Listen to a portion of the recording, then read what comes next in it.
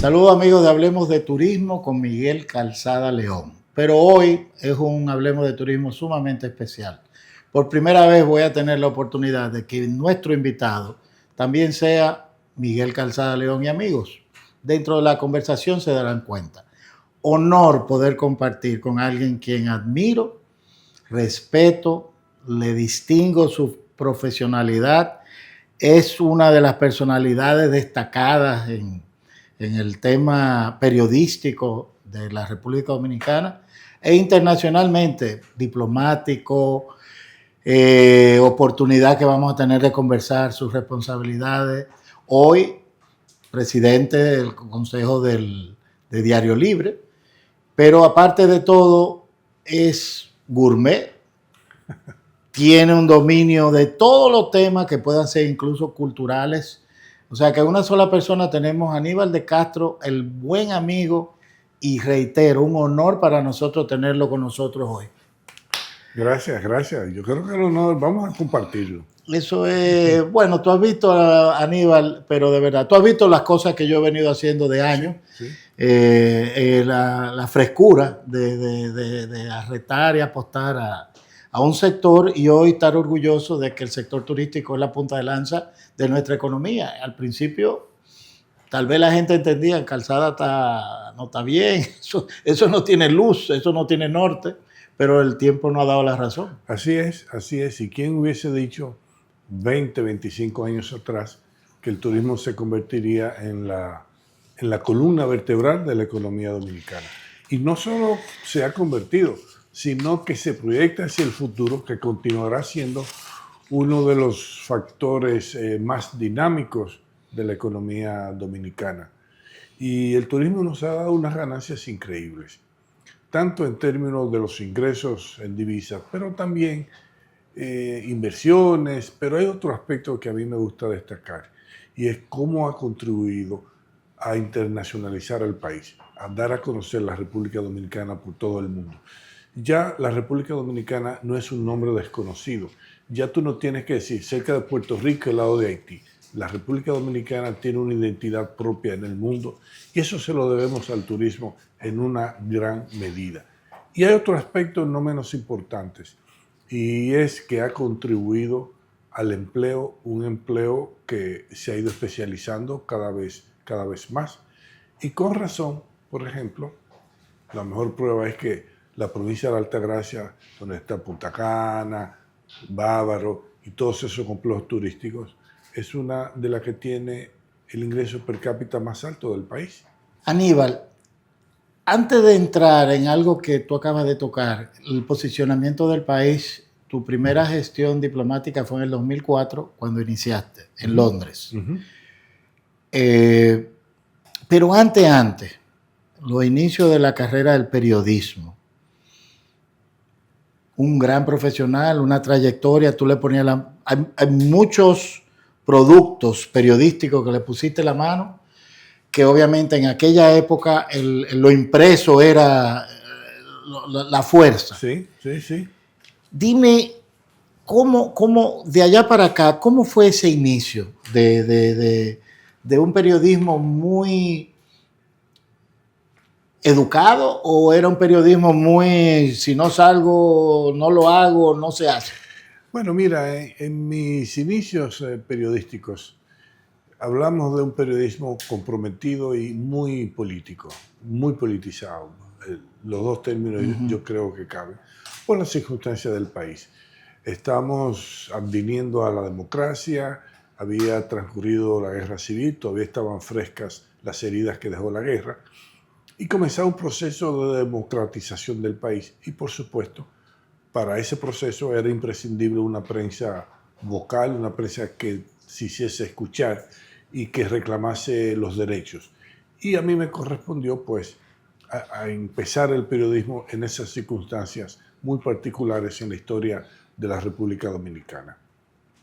Luego comencé a asumir responsabilidades ejecutivas en los distintos medios en que trabajé, principalmente en Última Hora, donde de jefe de redacción luego fui el director por 13 años.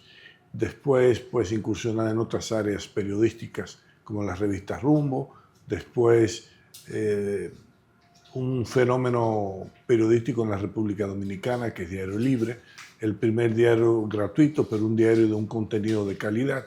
Y así por el estilo, han sido muchos años de ejercicio en diferentes etapas de la vida del país, y creo que en todas, el periodismo ha jugado un papel de primer orden, un papel protagónico. Eso te tenía esa pregunta. El periodismo dominicano en el fortalecimiento de la democracia e institucionalidad siempre ha jugado un papel, obviamente, en el cambio que iba dando, los rumbos que iba tomando el país, pero también veníamos de una generación muy cruda, muy fuerte, muy,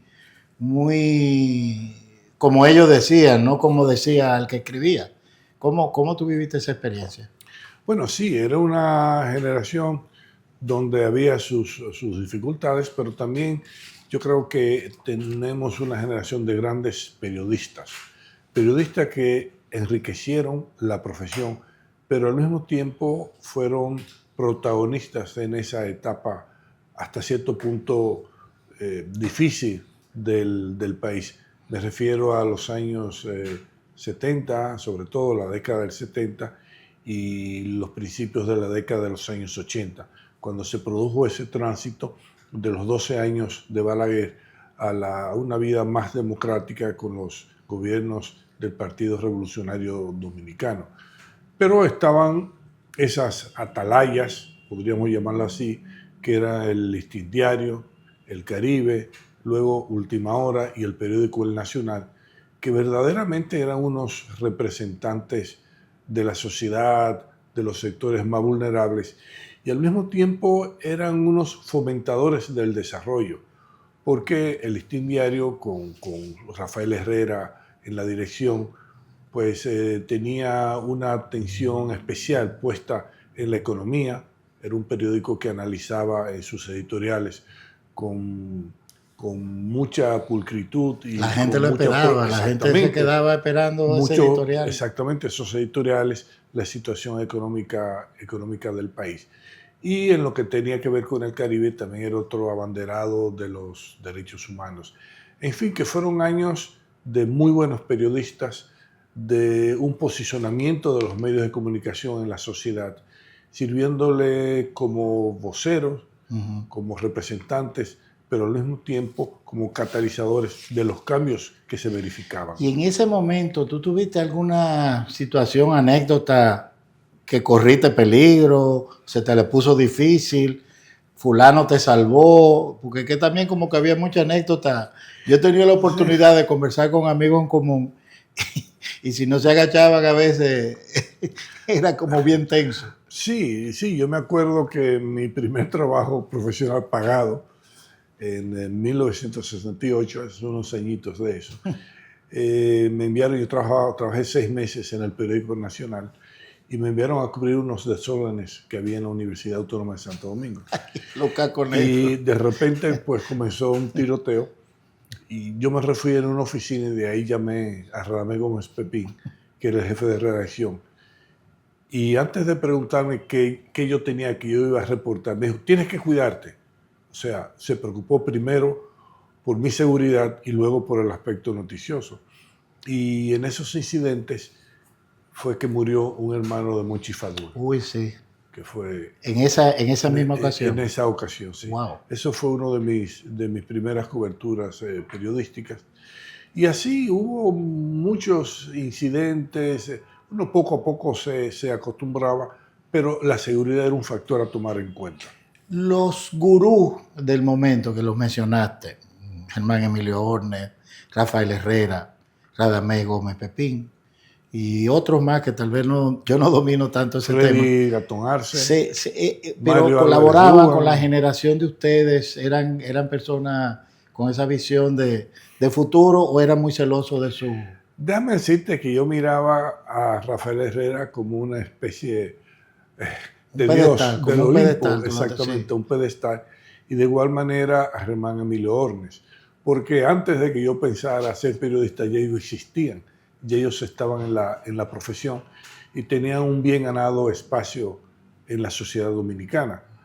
Luego, cuando yo comencé poco a poco, pues esas distancias se fueron acortando.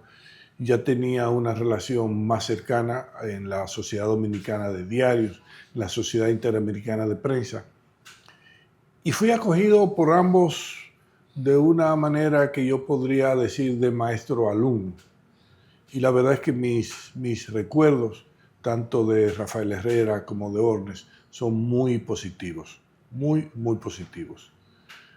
Con Ornes quizás tuve una relación más cercana, porque teníamos un amigo en común, y pude compartir con él en varias oportunidades, sobre todo en las reuniones de la Sociedad Pero era una Interamericana de persona Prensa. también de un carácter bien... Aparentemente. Era como su coraza. Sí, tenía una coraza, pero cuando esa coraza se apartaba, cuando tú ibas, por ejemplo, a su casa, donde fui en alguna oportunidad, era una persona de una gran cultura, era un periodista a carta cabal, y tú hablabas con él de una manera distendida, de una manera cómoda. O sea, que él tenía en la cara afuera y Sí, ya sí, interno sí, en su hábitat sí, era sí. diferente. De inmediato, y don Rafael con sus cigarros en el bolsillo. De inmediato tú notabas esa veteranía.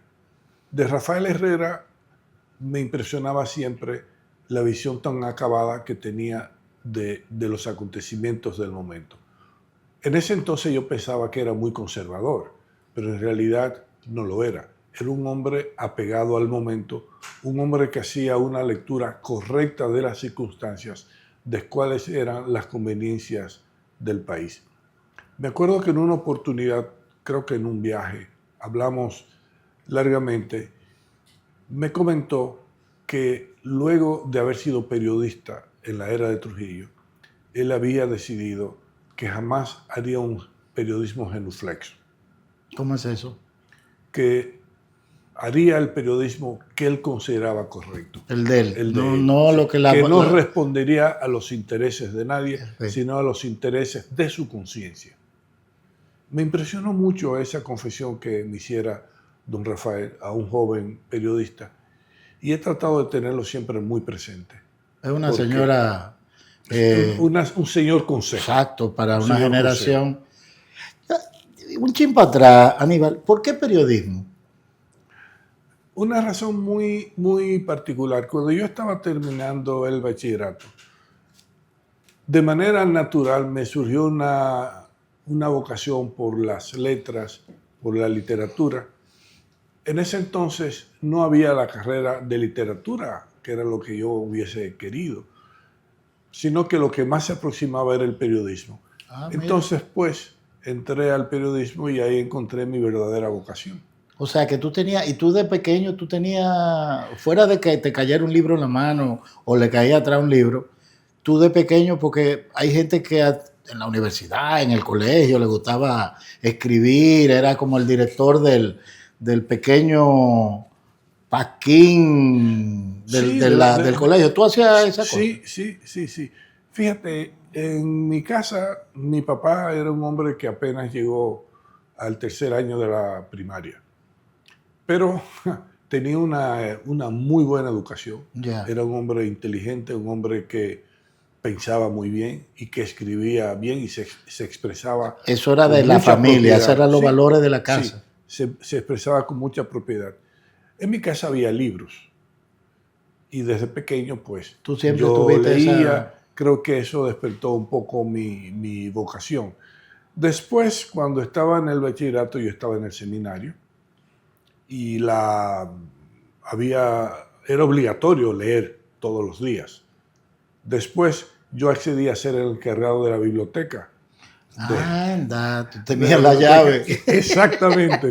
Literalmente. La llave. Yo tenía la llave de los armarios donde estaban los libros. Que era una señora responsabilidad. Y era el encargado de repartir los libros. Los otros compañeros venían, me cambiaban los libros, pero yo era el que estaba a cargo de la biblioteca. Era obligado que tú Claro. Entonces, pues, el que reparte y reparte le toca la mayor parte. O sea que yo tenía un acceso privilegiado a aquellos libros. Yo estoy feliz de verdad de oír esos inicios, pero como yo estoy mezclando dos programas, Hablemos Turismo, Miguel Calzada León y amigo, yo no te puedo dejar de preguntar, ¿tú llegaste a brillar de colegio, de muchacho? Nunca. No, la verdad que no. ¿Y maroteaste? Ah, eso sí, Ok, eso o sí, sea que eso sí. entonces, Sí, eso es sí. parte como de Sí, ahí sí, sí. aterrizando los Pero invitados. lo primero es que mi papá era un hombre que imponía la disciplina a como diera lugar. O sea, tú entendías sí o sí. El Führer Sí, era ahí. sí o sí. Entonces no había mucho tiempo no había posibilidad ninguna. Yo nací, crecí, fui a la primaria en un pueblo muy pequeño, Hostos. No había posibilidad de que dejara de ir a la escuela. O sea que estaba No, chequeado. pero además a mí me gustaba.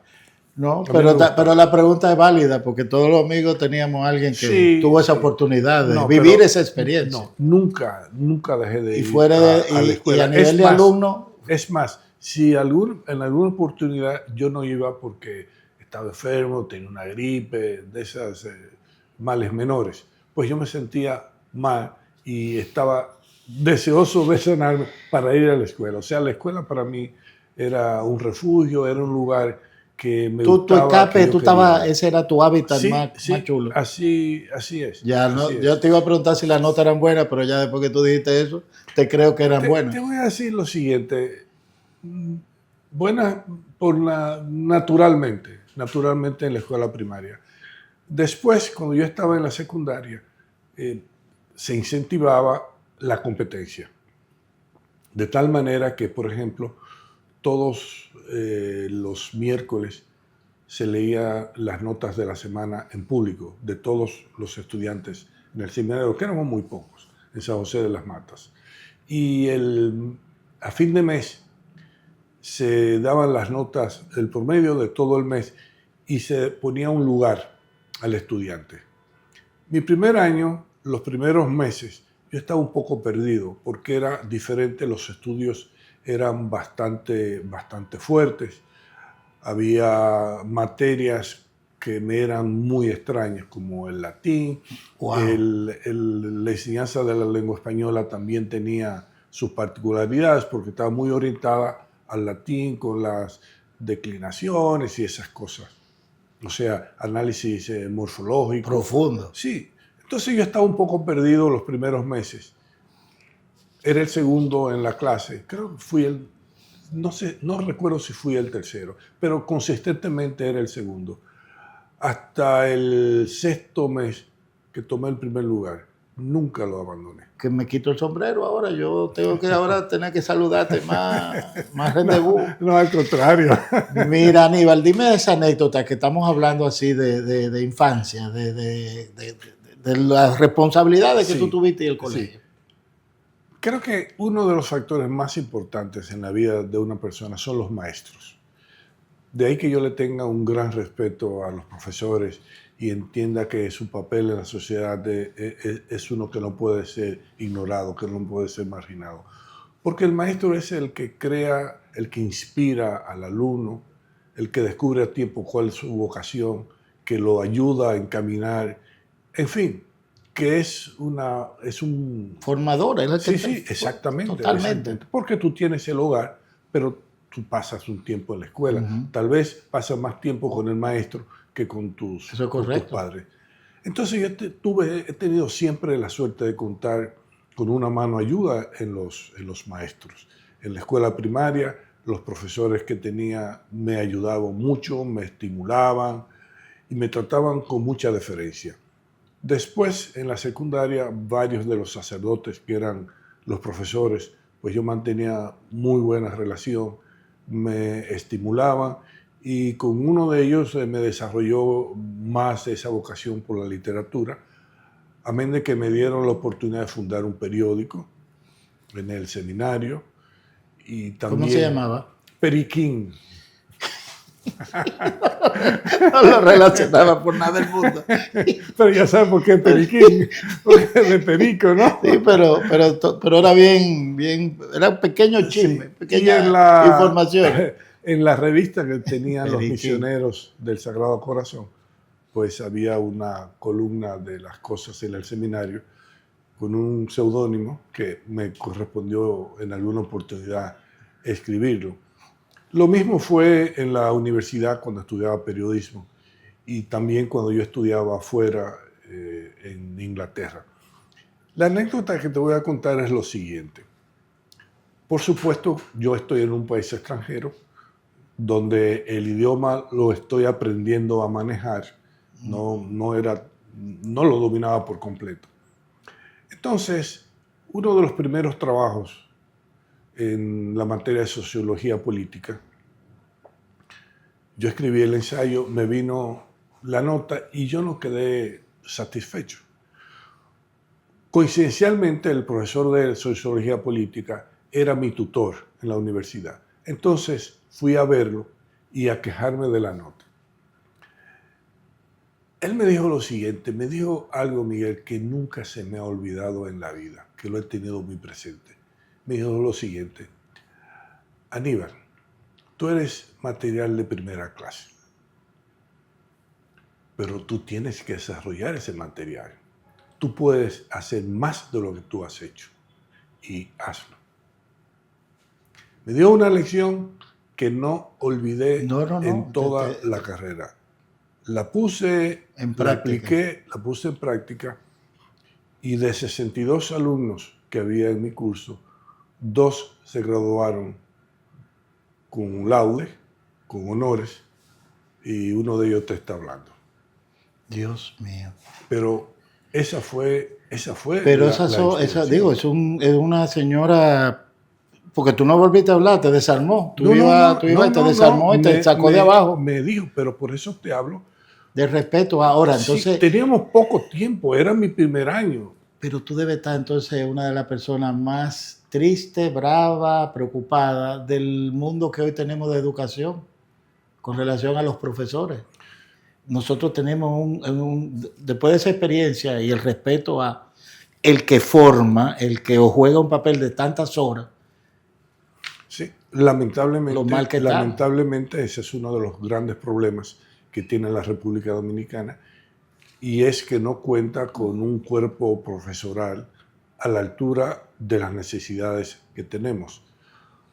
Como decía, el profesor es quien inspira, quien te ayuda a descubrir tu vocación, quien te estimula y quien descubre que tú tienes esas fuerzas, pero tienes que desarrollarlas, tienes que ponerlas en práctica. No te va a dar de robo, sino que te estimula a que sea el que lo empuje. No es solamente el que te da la clase, que te enseña, debe enseñarte, además de la materia, debe enseñarte a ser un buen ciudadano, pero sobre todo a conocerte a ti mismo y desarrollar todo tu potencial. Tú sabes que ahora tú me acabas de acordar una anécdota mía rápida. Uno que es papá, mucho de lo que uno vive hoy en día no es pedagogía, simplemente tú eres como una cuenta de banco y no importa dónde tú te sientes y el tutor, pero antes era pedagogía, antes tú te portabas y te sentabas atrás, no, tú vas adelante.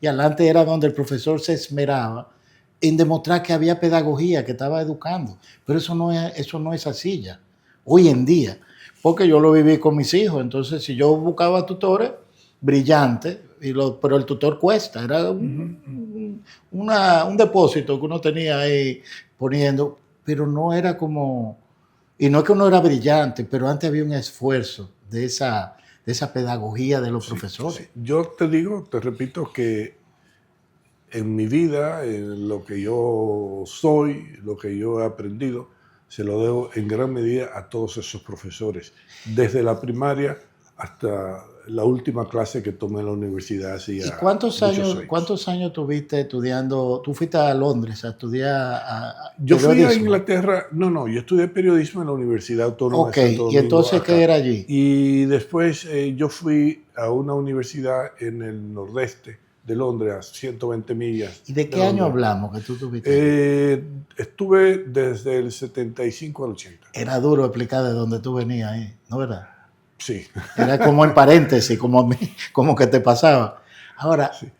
Aunque uno de los profesores, como yo estaba en cuestiones del desarrollo, uno de los profesores había venido a la República Dominicana a una de esas evaluaciones que hacen los organismos internacionales sobre la economía del país. ¿Tuviste suerte? Sí, tuve suerte, se conocía la República Dominicana. Porque cuando uno estudiaba afuera también uno venía en paréntesis y cuando ya finalmente llegamos a la isla, entonces decían otro nombre. Y varios de esos profesores habían tenido experiencia en América Latina, por supuesto conocía ¿Y de qué año la tú me dices República que tú estabas ahí? Dominicana. 75-80.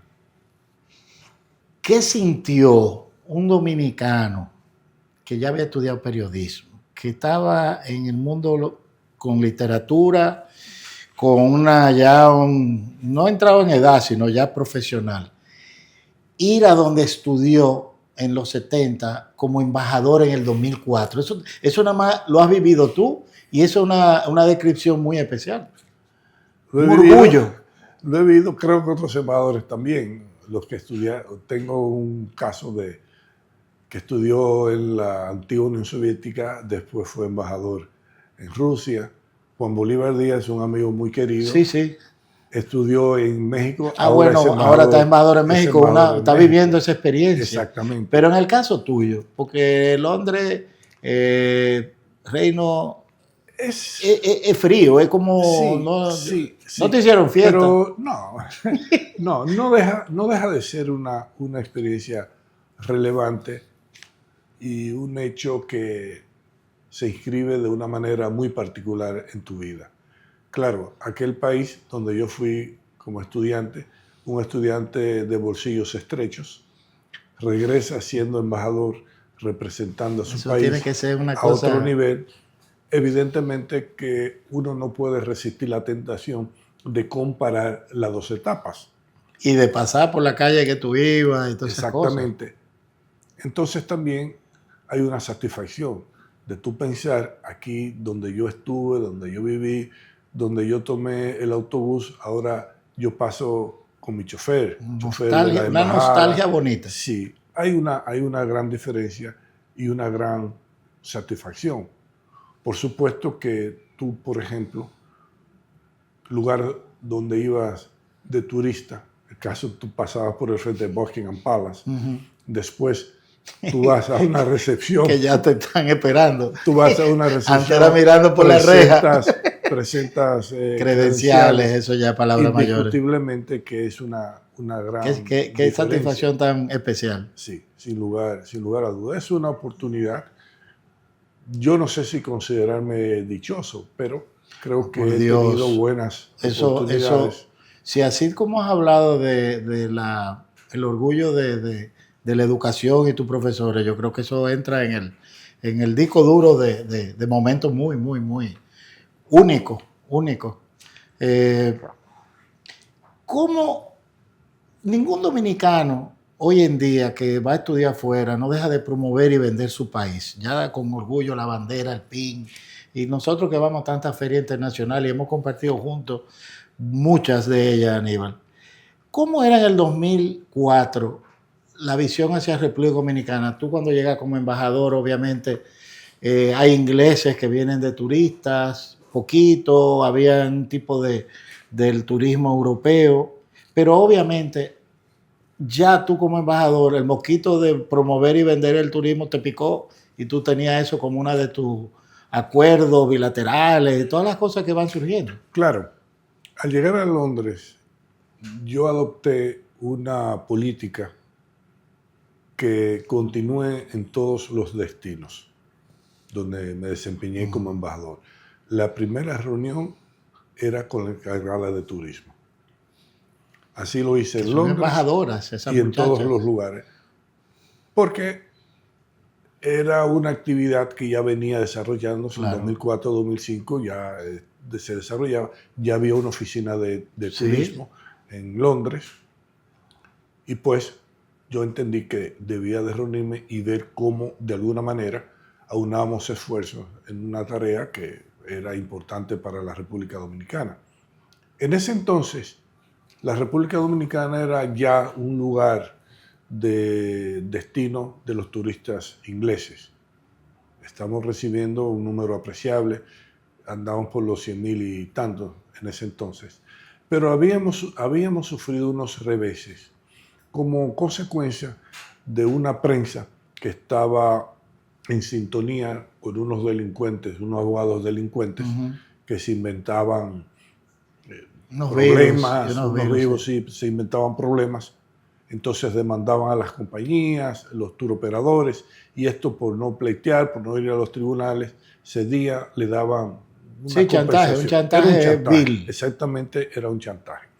También arrastramos otro problema que se generó en uno de los hoteles de Puerto Plata, donde hubo una intoxicación de turistas ingleses. Entonces, todo aquello había un ambiente un tanto difícil Complejo, para era complejo, la sí. República Dominicana. Era complejo. Incluso, no olviden una oportunidad que yo tomé un taxi, venía de una actividad, al regresar a la embajada, el taxista vio el letrero Embajada de la República Dominicana y me dijo, pero ese es el país donde hay unos problemas con los turistas. O sea, sí era que no El identificaba. taxista. El top of mind era un problema. También en Inglaterra hay una característica, diría yo, es que la prensa presta mucha atención al turismo, a la experiencia de los ingleses en sus visitas. En ese entonces, bueno, cuando yo era estudiante, te cuento lo siguiente. Cuando yo era estudiante, cuando una de esas grandes compañías de tour operadores, como Cosmos o otras de las grandes empresas, sacaba su brochure de las excursiones turísticas, la gente hacía cola. Cuando abrían... Como tour operador, cuando sacaba sí, su tú promoción. sabes que sacan su brochure de las excursiones que ofrecen, de los precios, todas esas cosas. Algunos de los operadores, por ejemplo, Thomas Cook, era casi un libro que tenían porque vendían todas las excursiones que vendían por 6 meses o más, estaban ahí, en ese libro. La gente hacía fila. Cuando abrían la oficina ya había gente procurando esos libros, esos brochures. ¿Por qué? Porque en Europa, y tú lo sabes muy bien, hay una tradición de vacaciones. Entonces el inglés planifica sus vacaciones con 1 año y a veces más de antelación. Entonces por eso... Y comienza a abonar. Claro, a pagar o a ahorrar. Que por eso también quedaron algunos muchos grandes cogidos con esos monstruos. Sí, por esta situación económica mundial. Cuando quebraron una de las aerolíneas, que yo era una tragedia, que yo era una noticia importante. Que los gobiernos le inyectaron y ayudaron para poder aguantar un poquito, porque eran un impacto económico de mucha plata. Sí, correcto. Entonces, pues, como hay esa tradición de vacaciones, como eso es parte de la cultura del inglés, se presta mucha atención a la experiencia de los turistas. No me olvido una vez que uno de los periódicos de más circulación en Londres, un periódico con 5 o 6 millones de ejemplares en ese entonces, publicó en primera página, con un titular del tamaño de esta mesa, hago la tradición, boda en el infierno. El infierno es la República Dominicana, porque no sé si se lo inventaron. En una boda en Puerto Plata, parece que le echaron licor a un bizcocho y eso se incendió y como quemó un poco a la novia, algo así. Entonces, ese tipo, bregar con era complejo pero eran los medios, o sea, y tú que venías de periodismo, tú sabías que había esa mala fe. Claro, pero teníamos una muy buena representante de turismo ya con la que hice muy buenas relaciones y en la medida de lo posible en lo que yo podía ayudar, ayudé. Aníbal, Londres jugó un papel muy ápero y es una palabra muy mía, del punto de vista de viviste una experiencia única y obviamente la disfrutaste al máximo y tiene que haber sido bien sentimental. Pero las responsabilidades diplomáticas siguieron y obviamente nuestro país estaba extremadamente bien representado. Gracias por todo lo que conjuga. Acuérdate que yo sé dónde estaban los vinos. Pero todas estas responsabilidades y todas estas experiencias, uno cree que la vive como turista, pero como embajador deben ser muy especiales. Yo quisiera que tú me hicieras un resumen de estos mundos. Sí, es especial y muy alejada de ese estereotipo que se ha creado, que el embajador vive de cóctel en cóctel, de recepción en recepción. Que no plancha. Sí, y no es así. No es así. Realmente, si tú quieres representar con dignidad a tu país y adelantar los intereses de tu país, que es la función básica de un embajador, tienes que trabajar. Tienes que hacer contactos, tienes que defender el país, tienes que conocer gente, tienes que realizar misiones que son del interés particular, cuestiones muy específicas, pero sobre todo tienes que tener un comportamiento a tono con la responsabilidad que tienes, que es la de representar tu país. Tú eres tu país donde tú eres el embajador. Entonces, también hay otra cosa. Yo era periodista, yo no era diplomático. Me tocó una fase un tanto difícil cuando yo llegué a Londres sin otras instrucciones, sin ninguna instrucción. Simplemente fui designado, llegué allá, tuve que organizar mi trabajo, aprender el trabajo sobre la marcha. Me encontré con que había un aspecto burocrático muy marcado, no muy agradable, los informes, que una serie de tonterías, pero que hay que Pero que había que llenarse. que hay que hacerlas, sí. Entonces también tú establecer las relaciones con el cuerpo diplomático también y con la Cancillería británica, ¿no? Que es con quien tú tienes relación, con quien tú hablas, con quien tú discutes los problemas del país y tratas de establecer pues una visión correcta de tu país y fortalecer las relaciones, por supuesto. Está la parte comercial, cuando tú tratas de incentivar las inversiones en la República Dominicana, de darla a conocer, las bondades que tiene, cómo somos los dominicanos, por qué este es un mercado atractivo. Está la parte cultural, donde tienes que dar a conocer tu país, la riqueza cultural que tenemos. Todo eso en conjunto, de una manera u otra, se refiere al turismo también. Totalmente. Ayudan para el turismo. Afortunadamente en Londres esa parte estaba bien cubierta por Sabrina Cambiaso, que era representante y sigue siendo, ¿no? Sí. de turismo. Pero cada país, Miguel, tiene sus particularidades, tiene sus complejidades y cada país tiene un tema con la República Dominicana que es diferente. Luego me tocó Washington, ya ese es un mundo totalmente diferente, donde... ¿Qué palabras mayores para nosotros? Sí. Porque cuando dicen que si allá tosen, aquí no da neumonía. O sea que... Sí, pero también puedo decir que mi relación con el Departamento de Estado fue muy fluida. No influye mucho ahí en ese momento el ser embajador y quienes están dirigiendo un país así, porque hoy en día es como complejo. Es apretado. Parecería que no es importante, pero sí lo es. Tiene que El ser. hecho de yo llegar a Washington desde Londres me abría muchas puertas. Ah, es verdad, sí. Claro, porque Londres en los Estados Unidos, en Washington, Sí. es un nombre respetado.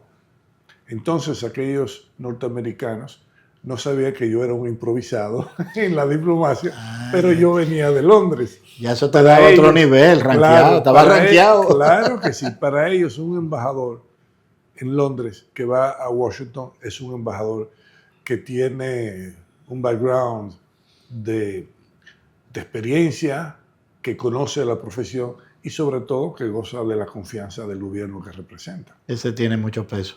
Sí, exactamente. Y la siguiente experiencia, así brevemente, de Australia. Bueno, Australia yo fui concurrente cuando estaba en Londres. De Londres. Sí. Pero la verdad que es muy lejos. En realidad se hizo para establecer las relaciones con Australia que estaban abandonadas. Entonces, pues... España sí fue una... Luego fui a España y ya España era un mundo más conocido. Tenía ya algunos amigos en el Ministerio de Relaciones Exteriores de España. Entonces aquello es más fácil. ¿Y te seguiste ya después como en los países, estuviste en Bélgica? En Bélgica y la Unión Europea. Y entonces luego OMT.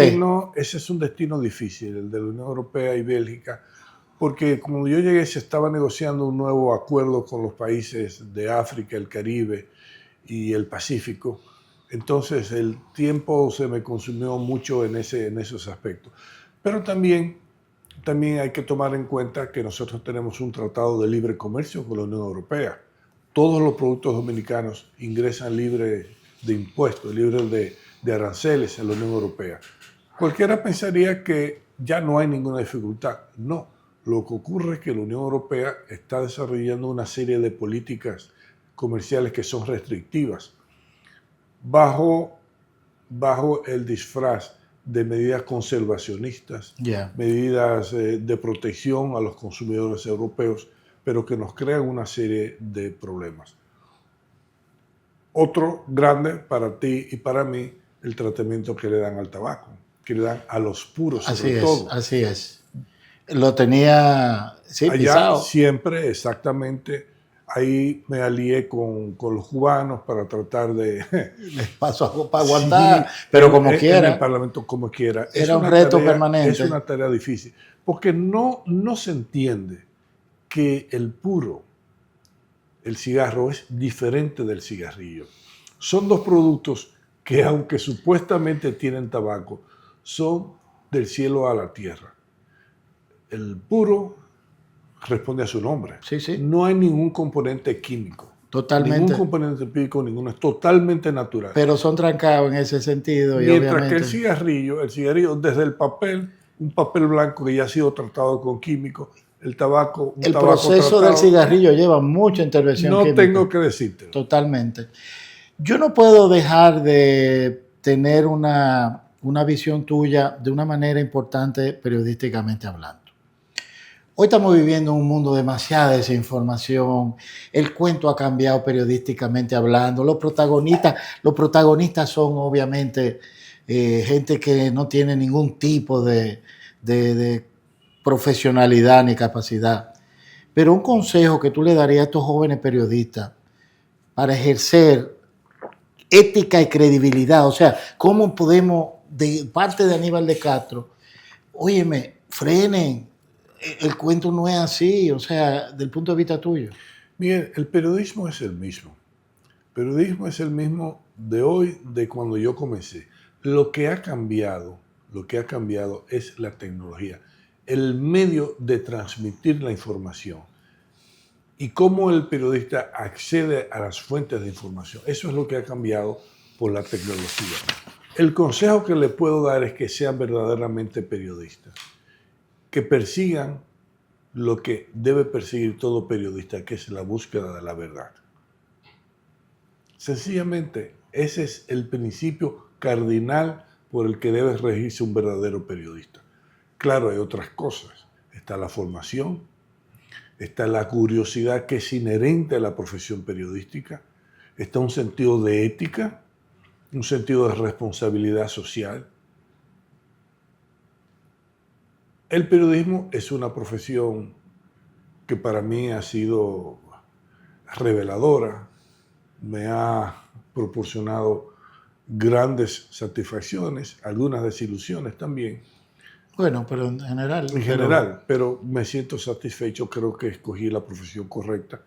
A nadie yo le diría que no fuese periodista. Lo que sí yo le diría es que trate de ser un buen periodista y que ponga en práctica aquello que me dijo el profesor en la universidad en Inglaterra, que se resume en lo siguiente: siempre la búsqueda de la excelencia.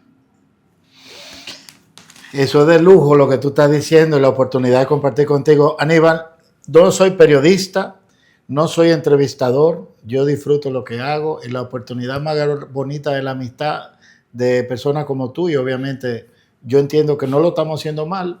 Rudy González, nuestro querido hermano, juega un papel pesado. Ingrid también. Sí, y tienes en la mano la versión de vacación, de puro turismo, obviamente de lujo. Ese es un bebé nuestro, del cual me siento sumamente orgulloso, con el tamaño berlinés que inició Diario Libre. Así que tú ves que yo aprendí un poquito de periodismo. Gracias de verdad. Bueno, gracias a ti. Gracias, Aníbal, de verdad, por esta gran oportunidad. Y yo sé que esta es la primera combinación de muchas que tenemos que hacer. Porque que al contrario, el que está aprendiendo aquí soy yo. Yo vine con una investigación, pero no sirvió nada. Yo aprendí ahora más. Una próxima entrega tan especial y tan profesional y orgullosamente de un gran dominicano, Aníbal de Castro.